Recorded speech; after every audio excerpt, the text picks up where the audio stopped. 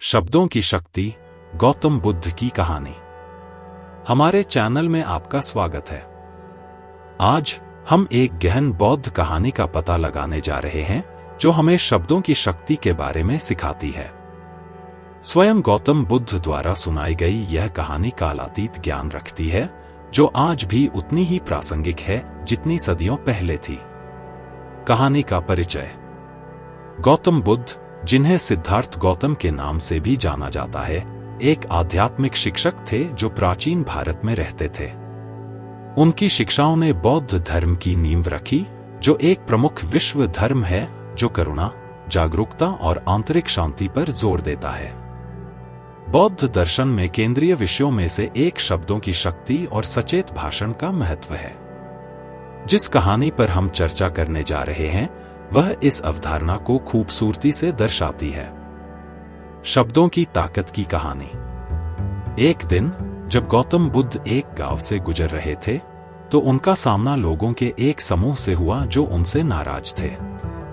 इन व्यक्तियों ने प्रतिक्रिया भड़काने की आशा से उस पर अपमान और गालियां देना शुरू कर दिया। अपने प्रति निर्देशित कठोर शब्दों के बावजूद बुद्ध शांत और संयमित रहे।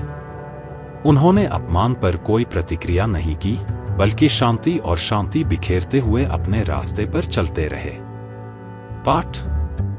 बुद्ध का एक शिष्य जो उनके साथ था उत्तेजित हो गया और उसने उनसे पूछा कि उन्होंने अपमान का जवाब क्यों नहीं दिया। जवाब में बुद्ध ने उसे एक सरल लेकिन गहन कहानी सुनाई। यदि कोई आपको उपहार देता है लेकिन आप उसे स्वीकार करने से इनकार कर देते हैं तो वह उपहार किसका है? बुद्ध ने पूछा। शिष्य ने एक पल के लिए सोचा और उत्तर दिया, बेशक उस व्यक्ति को जिसने इसे पेश किया था। बुद्ध ने सिर हिलाया और कहा, बिल्कुल।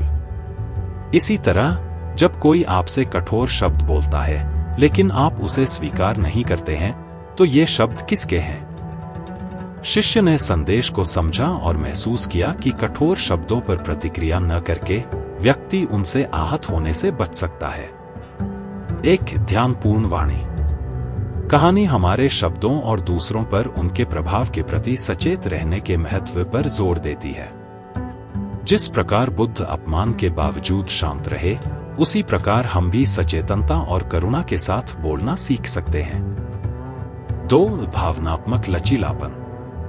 कठोर शब्दों पर आवेश में प्रतिक्रिया न करके हम भावनात्मक लचीलापन और आंतरिक शक्ति विकसित कर सकते हैं। नकारात्मक शब्दों से खुद को प्रभावित होने देने के बजाय हम दयालुता और समझ के साथ प्रतिक्रिया देना चुन सकते हैं। 3. अनासक्ति की शक्ति। जिस तरह बुद्ध अपने ऊपर हुए अपमान से अप्रभावित रहे, उसी तरह हम भी आहत करने वाले शब्दों से खुद को अलग रखना सीख सकते हैं। आंतरिक शांति और वैराग्य विकसित करके हम खुद को कठोर शब्दों की नकारात्मकता से बचा सकते हैं। निष्कर्ष। शब्दों की शक्ति की कहानी, जैसा कि गौतम बुद्ध द्वारा सुनाई गई है, सचेतनता, भावनात्मक लचीलेपन और वैराग्य की शक्ति के महत्व की एक शाश्वत अनुस्मारक के रूप में कार्य करती है। ऐसी दुनिया में जहां शब्दों में अपार शक्ति होती है, यह याद रखना महत्वपूर्ण है कि हमारी प्रतिक्रियाएं हम पर उनका प्रभाव निर्धारित करती हैं।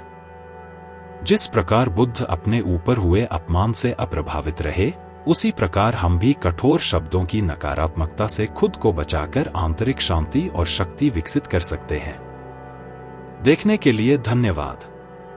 अगर आपको यह वीडियो अच्छा लगा हो तो माइंडफुलनेस, आध्यात्मिकता और व्यक्तिगत विकास पर अधिक सामग्री के लिए हमारे चैनल को लाइक, शेयर और सब्सक्राइब करना न भूलें। अगले वीडियो में मिलते हैं।